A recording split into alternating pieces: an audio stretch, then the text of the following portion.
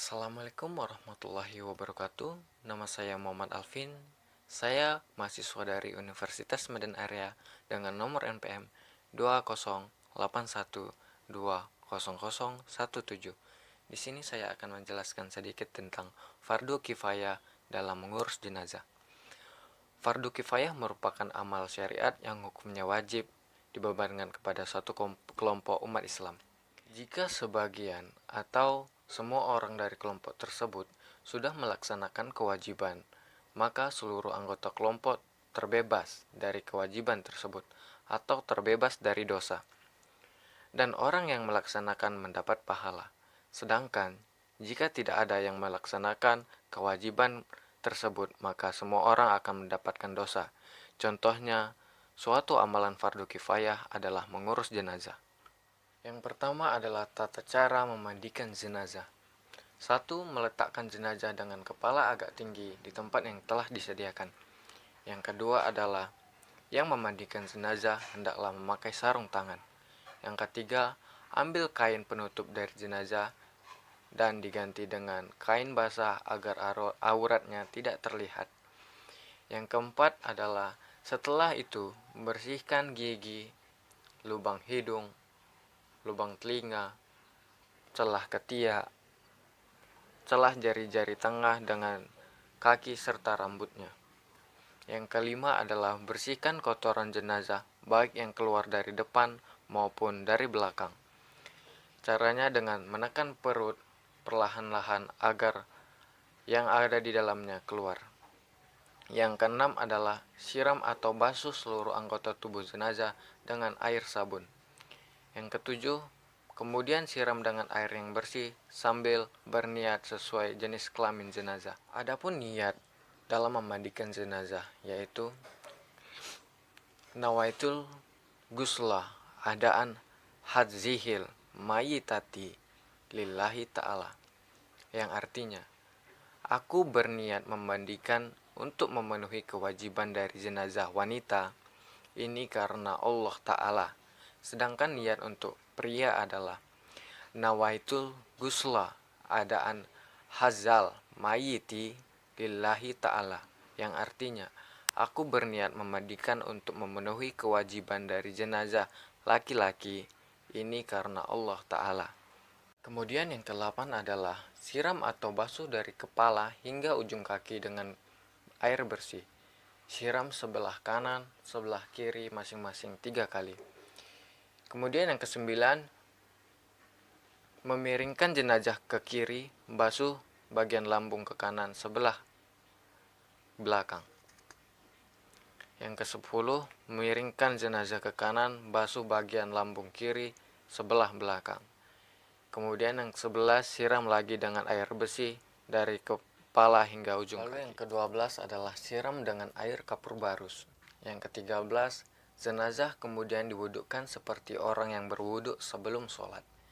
Yang ke-14, perlakukan jenazah dengan lembut saat membalik dan menggosok anggota tubuhnya. Yang ke-15, jika keluar dari jenazah itu najis setelah dimandikan dan mengenai badannya, wajib dibuang dan dimandikan lagi. Dan jika keluar najis setelah di atas kafan, tidak perlu diulang mandinya, cukup hanya dengan membuang najis tersebut. Yang ke-16, bagi jenazah wanita, sanggul rambutnya harus dilepas dan dibiarkan terurai. Lalu yang ke-17, keringkan tubuh jenazah setelah dimandikan dengan handuk sehingga tidak membasahi kain kafannya. Yang ke-18, setelah selesai mandi, jenazah berilah wangi-wangian yang tidak mengandung alkohol sebelum dikafani. Biasanya menggunakan air kapur barus. Kemudian, cara mengkafani jenazah. Mari kita praktekkan. Sediakan tali untuk mengikat bagian-bagian tertentu pada mayit. Contohnya seperti di video ini. Selanjutnya, kita meletakkan satu helai kafan di atas tali yang kita sediakan sebelumnya, seperti yang ada di video ini.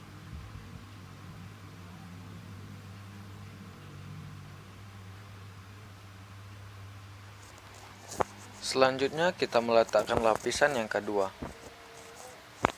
Dan di sini kita boleh meletakkan wangi-wangian yang tidak beralkohol. Dan yang terakhir, lapisan yang ketiga. Seperti yang ada di video ini. Di lapisan ketiga ini, letakkan jenazah di tengah-tengah kain kafan yang kita sediakan sebelumnya. Sebagai contoh, saya menggunakan bantal. Perhatikan yang ada di video ini.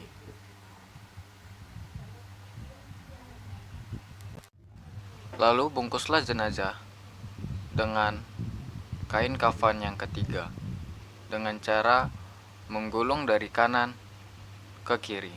Begitu seterusnya. Seperti yang ada di video ini. Setelah tadi kita membungkus jenazahnya, di sini kita mengikat di bagian-bagian tertentu pada jenazah, seperti tali pocong atas, tali leher, tali di bagian dada, di bawah tangan, tali pinggang, dan seterusnya. Cara menyolatkan jenazah. Pada mayat laki-laki, posisi imam sejajar dengan kepala jenazah. Seperti yang ada di video ini. Sedangkan untuk jenazah perempuan sejajar dengan tali pusar. Seperti yang ada di video ini. Tata cara menyolatkan jenazah. Yang pertama yaitu berniat. Ada dua niat di dalam menyolatkan jenazah, yaitu niat untuk jenazah laki-laki. Usolli ala hazal mayyiti arba'a takbiratin fardol kifayati makmuman lillahi ta'ala. Sedangkan untuk jenazah perempuan, usolli ala hazal mayyitati arba'a takbiratin fardol kifayati makmuman lillahi ta'ala. Yang kedua yaitu berdiri bagi yang mampu. Selanjutnya yang ketiga melakukan 4 kali takbir. Tidak ada ruku dan sujud. Yang keempat, setelah takbir pertama membaca Al-Fatihah. Yang kelima, setelah takbir kedua membaca sholawat. Minimalnya adalah Allahumma sholli ala Muhammad. Yang keenam, setelah takbir ketiga membaca doa untuk jenazah. Sekian video yang saya buat. Lebih kurang saya mohon maaf. Saya Muhammad Alvin mengucapkan terima kasih.